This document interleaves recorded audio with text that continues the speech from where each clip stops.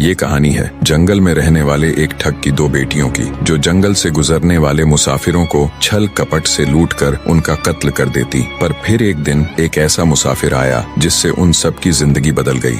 एक गुस्सैल राजा ने अपने पुत्र के किसी दोष के कारण उसे देश निकाला दे दिया। राजकुमार ने दुखी मन से अपने गुजारे के लिए 4 लाल और कुछ स्वर्ण भी अपने साथ ले लिए और भरे हृदय से अपने पिता का महल छोड़ दिया। चलते चलते वो जब शहर से कुछ दूर पहुंचा तो उसे एक साधु का आश्रम दिखाई दिया। राजकुमार उस साधु को दंडवत प्रणाम करके एक तरफ बैठ गया। जब साधु ने उसकी मायूस शक्ल और देह पर कीमती वस्त्र देखे तो साधु ने उससे पूछा, बच्चा तुम कौन हो और यहाँ कैसे आए? राजकुमार बोला, महाराज मैं राजा चंद्रगुप्त का पुत्र महेंद्रगुप्त हूँ। मुझे मेरे पिता ने देश निकाला दे दिया है, इसीलिए मैं परदेश जा रहा हूँ। रास्ते में आपका आश्रम दिखाई दिया तो मेरे मन में आया कि आपके भी दर्शन करता चलूं। साधु ने महेंद्रगुप्त की बात सुनकर कहा, वत्स तुम नेक इंसान हो और परदेश जा रहे हो, इसलिए मैं तुम्हें 4 बातें बताता हूँ। तुम उन बातों पर अमल करना। परदेश में ये बातें तुम्हारे अवश्य ही काम आएंगी। पहली यह कि परदेश में एक से भले 2 होते हैं। दूसरी यह कि परदेश में दूसरे के हाथ का बना खाना मत खाना। अगर खाना भी पड़े तो पहले किसी जानवर को खिला देना। तीसरी बात यह कि परदेश में किसी दूसरे की बिछाई हुई चारपाई पर मत सोना। अगर सोना भी हो तो पहले बिस्तर को अच्छी तरह झाड़ लेना। चौथी बात यह कि यदि कहीं शत्रुओं के फंदे में फंस जाओ तो जहाँ तक हो सके नरमी और ज्ञान की बातें सुनाकर अपना उद्देश्य प्राप्त करना। साधु ने कहा, मेरी ये 4 बातें हमेशा याद रखना। साधु की बातें सुन साधु को प्रणाम कर राजकुमार परदेश चल पड़ा। जब चलते चलते बहुत दिन बीत गए तो वह एक जंगल में पहुंचा। वहां उसने देखा कि एक चील एक कछुए के बच्चे को लेकर उड़ी जा रही है। संयोगवश बच्चा उस चील के पंजे से निकलकर गिर गया। महेंद्रगुप्त ने कछुए के तड़पते हुए बच्चे को देखा तो उसे बड़ी दया आई। उसने मन में सोचा कि इस बच्चे को पालना चाहिए। इस बच्चे को पालने से 2 बातें होंगी। पहली तो यह कि इस बच्चे के प्राण बच जाएंगे और दूसरी यह कि साधु द्वारा कही गई पहली बात भी पूरी हो जाएगी कि सफर में एक से भले 2 होते हैं और इससे बातें करते हुए दिन भी आसानी से बीतेंगे। यह सब सोचकर महेंद्रगुप्त ने बच्चे को अपने साथ ले लिया। अब सफर में उसके साथ वह कछुए का बच्चा भी हो लिया। कुछ दिन के सफर के बाद राजकुमार को एक अच्छा सा स्थान दिखाई पड़ा।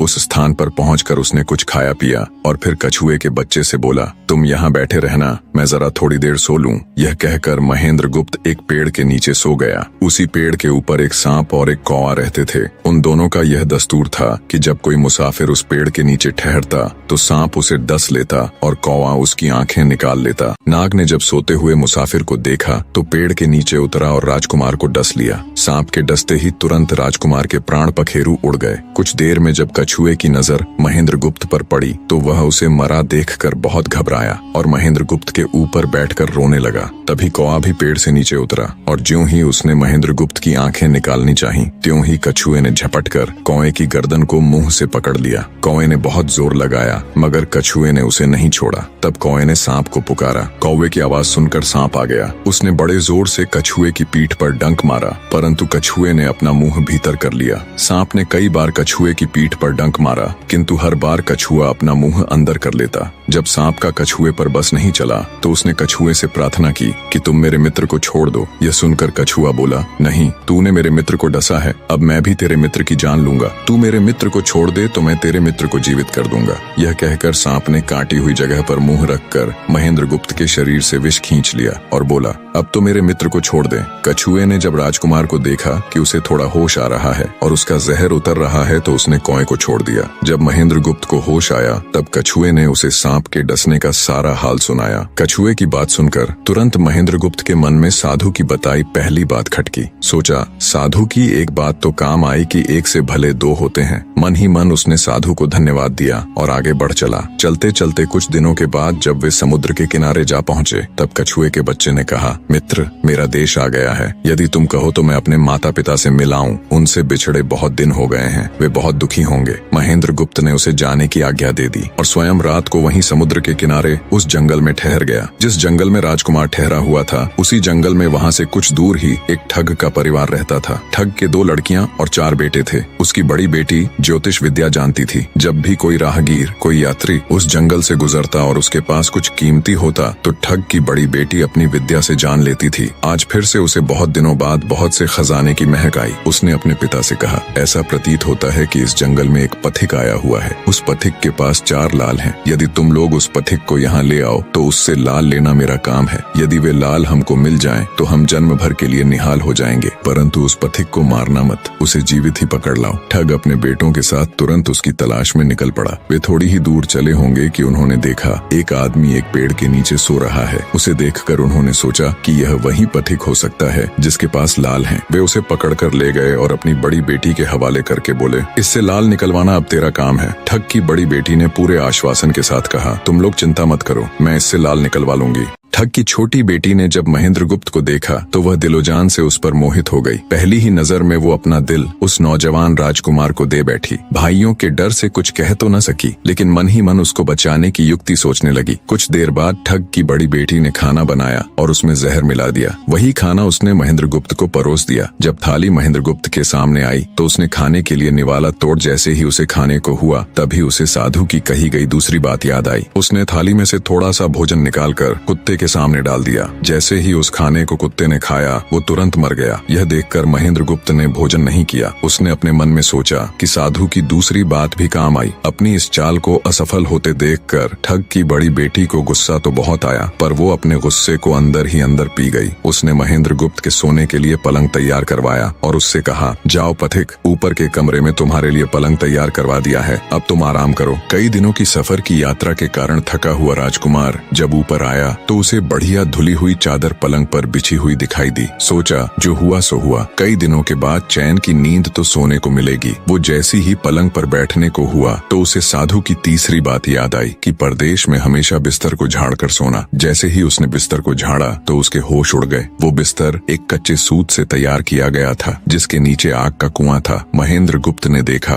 कुएं के अंदर बड़े बड़े आग के अंगार धधक रहे हैं। सोचा साधु की तीसरी बात भी काम आई। उसने एक बार फिर मन ही मन साधु का धन्यवाद किया और पास पड़ी एक टूटी हुई चारपाई पर लेट गया। थोड़ी देर पहले जो राजकुमार चैन की नींद लेने की सोच रहा था, अब नींद उसकी आंखों से कोसों दूर थी। अब तो उसे अपनी जान के लाले पड़े थे। सोचने लगा आज की रात बचना बहुत कठिन है। तभी ठग की छोटी बेटी मौका पाकर आई और कहने लगी, हे प्रिय, मैं तुम पर दिलोजान से न्यौछावर हूँ, परंतु आज की रात मेरे वश में कुछ नहीं है। आज की रात मेरी बड़ी बहन की बारी है। जिस तरह भी हो सके बस आज की रात मेरी बहन से अपने प्राण बचा लो, कल मेरी बारी है। हे स्वामी, मैं तुम्हारी दासी हूँ, मैं तुम्हें साफ बचा लूंगी। इतना कहकर ठग की छोटी बेटी चली गई। जब सब लोग खाना खा चुके तो ठग की बड़ी बेटी ऊपर बने कमरे में चली। सोचा अब तक तो पथिक जलकर राख बन चुका होगा, पर जैसे ही वो कमरे के अंदर आई और देखा कि पथिक तो बिल्कुल सही सलामत टूटी हुई चारपाई पर लेटा हुआ है तो उसके क्रोध की कोई सीमा न रही। तुरंत उसने कटार निकाली और क्रोध से बोली, हे पथिक, या तो अपने 4 लाल मुझे अभी के अभी दे दे, वरना मैं तुझको मार डालूंगी। उसी समय महेंद्रगुप्त को साधु की चौथी बात याद आई कि कहीं शत्रुओं के फंदे में फंस जाओ तो जहाँ तक हो सके नरमी और ज्ञान की बातें सुनाकर अपना उद्देश्य प्राप्त करना। उसने सोचा कि आज रात बचना मुश्किल है, पर साधु की चौथी बात भी आजमानी चाहिए। महेंद्रगुप्त ने यह सब सोचकर लड़की से कहा, मेरे पास लाल नहीं है। यदि तू मुझको मारेगी तो वैसे ही पछताएगी जैसे बंजारा अपने कुत्ते को मारकर पछताया था। लड़की गुस्से में बोली, कौन बंजारा और कौन सा कुत्ता, क्या बक रहे हो तुम? तब राजकुमार बोला, तुम नहीं जानती तो सुनो लड़की, एक बंजारा था जिसने एक कुत्ता पाल रखा था। वो कुत्ता बहुत समझदार था जिसे बंजारा अपनी औलाद से भी ज्यादा प्यार करता था। एक समय ऐसा आया कि एक कातक नाम की भयंकर बीमारी के चलते बंजारे का सारा परिवार उस बीमारी की भेंट चढ़ गया और बंजारे की करोड़ों की संपत्ति भी बिक गई। दुखी बंजारा अपने कुत्ते को लेकर आगरा में एक साहूकार के पास जाता है और साहूकार को 10,000 के बदले अपना कुत्ता गिरवी रखने को बोलता है। उस समय 10,000 एक बहुत बड़ी रकम होती थी। पहले तो बनिए ने बंजारे को मना कर दिया, पर फिर कुछ सोचकर उसने बंजारे को 10,000 रुपए दे दिए। कुछ ही समय बीता था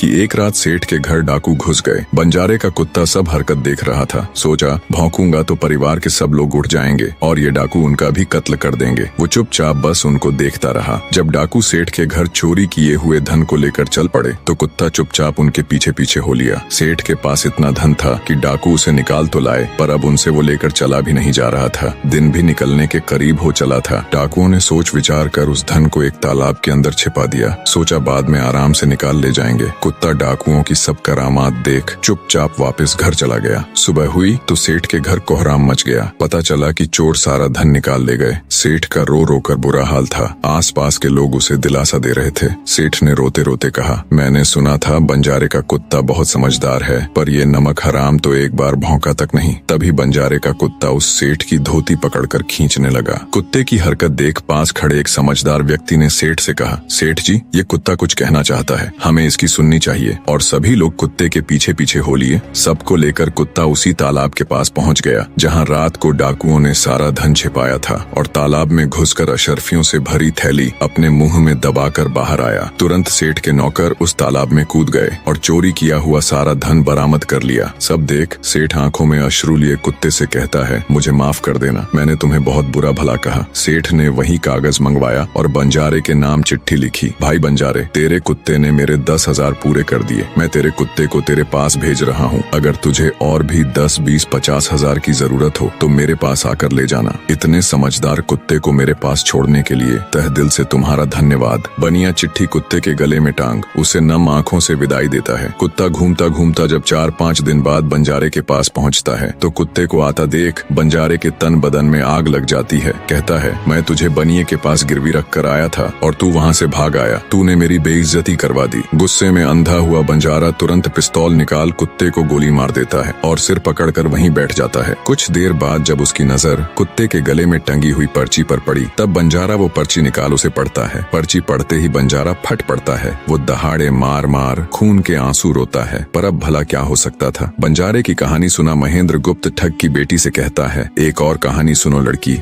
एक राजा के पास एक बहुत समझदार पढ़ाया हुआ तोता था। वह बड़ा चतुर था। एक दिन राजा तोते को अपने साथ गंगा स्नान को ले गया और उसको घाट पर बैठाकर स्वयं स्नान करने लगा। तभी तोते की नजर अमर फल पर पड़ी जो पास ही नदी में बहता हुआ आगे बढ़ा जा रहा था। वह उसको नदी से बाहर निकाल लाया और राजा के आने पर उसको वह अमर फल देता हुआ बोला, महाराज, यह अमर फल है, इसे खा लीजिए। राजा ने कहा, मैं अकेला अमर फल खाकर क्या करूंगा, अपने बाग में लगा दूंगा। जब इसमें फल लगेंगे तब सब कुटुंबियों को खिला कर अमर कर दूंगा। गंगा स्नान से लौटकर राजा ने वह फल माली को देकर कहा, इस फल को बाग में लगा दो। थोड़े ही दिनों में पेड़ फल फूल गया, उसमें फल लगने लगे। एक दिन एक फल पककर पेड़ से गिरा तो उसे सांप ने सूंघ लिया, जिससे वह जहरीला हो गया। अनजान माली वह अमर फल लेकर राजा के पास आया। राजा फल को देखकर बहुत खुश हुआ और कुछ सोचकर वो फल पहले कुत्ते को खाने को दिया। क्योंकि राजा बड़ा नीतिवादी और विचारवान था, वह जानता था कि बिना सोचे समझे किसी भी वस्तु को खाना ठीक नहीं होता। राजा ने ज्यों ही वह फल कुत्ते को खिलाया, कुत्ता मर गया। यह देखकर राजा ने क्रोधित होकर अपने तोते से कहा, बेईमान तोते, तू हमें जहर देकर मारना चाहता था। ये कहकर राजा ने क्रोध में आकर तोते को मार डाला और माली से कहा, इस पेड़ के चारों ओर घेरा डाल दो जिससे कोई इसका फल न खा सके। एक दिन उसी शहर में एक सास बहू में भीषण लड़ाई हुई। बुढ़िया घर से निकलकर कहने लगी, आज मैं राजा के बाग में जाकर जहर वाला फल खा लूंगी। ये कहकर वह बाग में आई और जैसे ही उसने फल तोड़कर खाया तो वह 16 वर्ष की युवती बन गई। जब राजा को यह समाचार मिला तो उसे सारा माजरा समझते देर न लगी। राजा को बड़ा दुख हुआ। वह कहने लगा,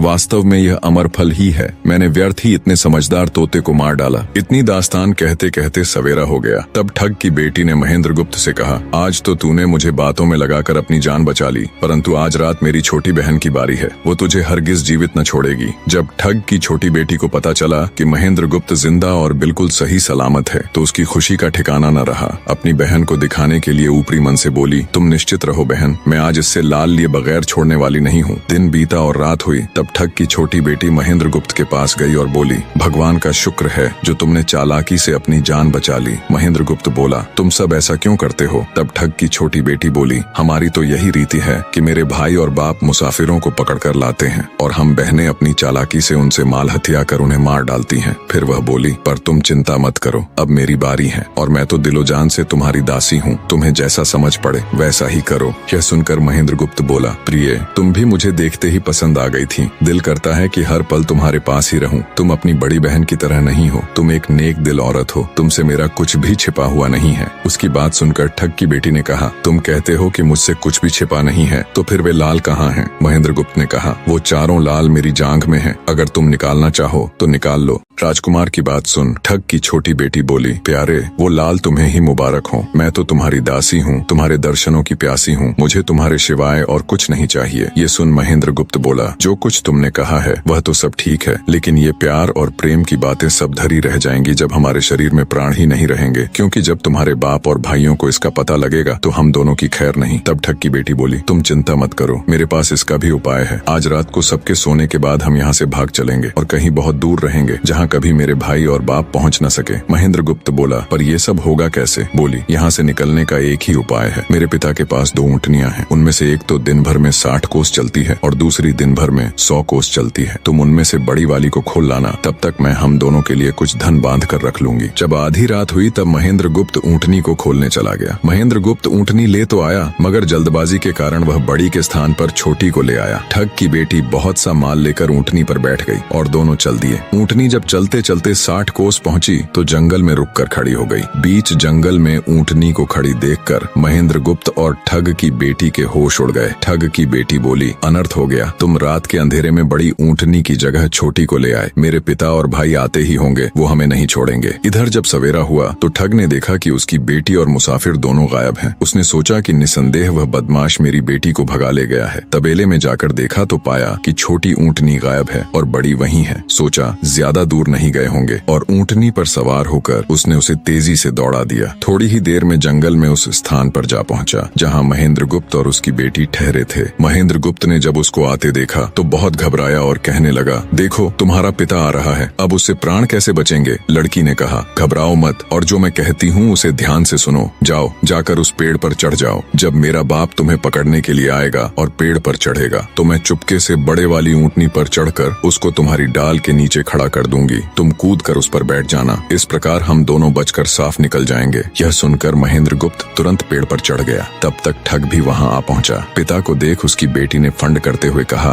पिताजी ये दुष्ट मुझे धोखे से यहाँ भगा लाया, आप इसे छोड़ना नहीं। ये सुन गुस्से से तिल मिलाया ठग महेंद्र गुप्त को पेड़ पर चढ़ा देखकर ऊँटनी से उतरा और उसे पकड़ने के लिए पेड़ पर चढ़ने लगा। बाप के ऊँटनी से उतरते ही मौका देख ठग की बेटी ऊँटनी पर चढ़कर उसे महेंद्र गुप्त की डाल के नीचे पेड़ के पास ले आई। महेंद्र गुप्त तुरंत कूदकर उस पर बैठ गया। महेंद्र गुप्त के बैठते ही ठग की बेटी ने ऊँटनी को दौड़ा दिया। ठग हाथ देखता रह गया। ठग की बेटी और महेंद्र गुप्त कई दिनों का रास्ता तय कर एक शहर में पहुंचे और दोनों वहीं बस गए। वहां महेंद्र गुप्त ठग की बेटी के साथ आराम से दिन गुजारता रहा और जब उसके देश निकाले की अवधि पूरी हो गई तब वह उसको लेकर अपने राज्य चला गया और उसके साथ शादी कर हंसता खेलता जीवन व्यतीत किया।